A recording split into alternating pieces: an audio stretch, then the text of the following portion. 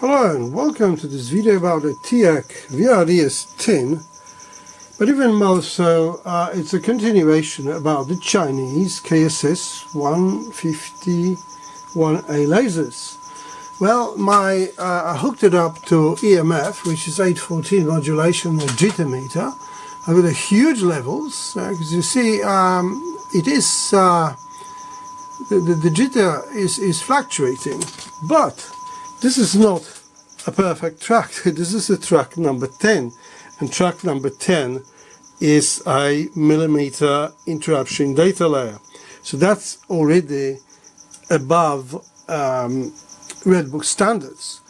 If you look at RF, it's going at about 170 millivolts peak to peak, which is pretty good. I mean, it could be that this particular player has nice levels, but I must say I've never seen those kind of levels before on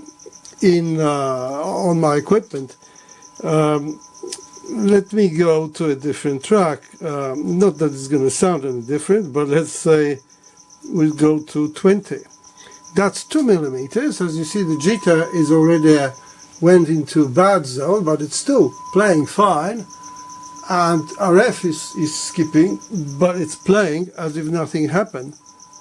24, that's 2.5 millimeters. Well, now it's having difficulties, but it has stabilized. That's almost 3 millimeters of interruption in data layer. The level of RF, and it looks pretty good, still the same, 175, 180. So it is quite extraordinary. So now, as it plays track 30, we can go straight to track 60, and that's 3 millimeter dot painting on it. The jitter is there, borderline acceptable. And we have, again, a bit lower, 160 millivolts peak to peak. So I've never seen any player that will play both of those, you know, track 30 and 60 on that Burosh CD. And if this is just a bit of technical mambo jumbo for it, have a look what it is. I mean, that is absolutely crazy. You know, if you compare, you can see in my other videos the techniques that has 0.9 of a millimeter as the largest interruption data layer, and also a black dot. Well, let's grab that. That's nothing in comparison to that 3 millimeter monster. You see, these are the 0.9 of a millimeter. So obviously, well, those lasers, I don't know whether all of that can be attributed to those Chinese lasers, but certainly they're not inferior, I can tell you that much.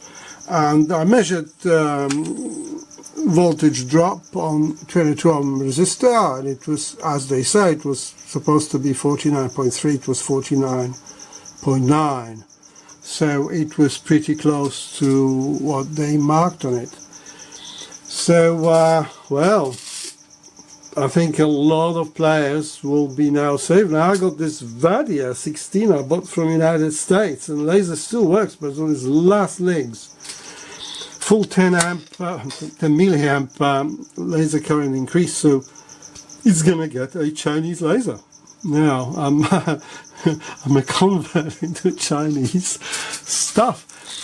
One thing I wish, though, you know, if they could pack them better, they just send them to you in that kind of bag, you know, no other protection. Just look how it arrives.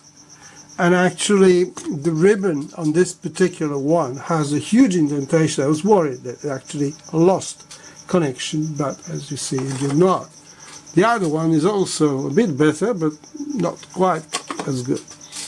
So enough of my rambling. I mean, those more technical among you will appreciate that. Others, well, buy this damn thing, and a VRDS-10 is a damn good player from from Teac. It's got a proper bridge and works fine. You know, I've just aligned it and well, it's incredible. Well, thank you very much, and to the next one. Bye bye.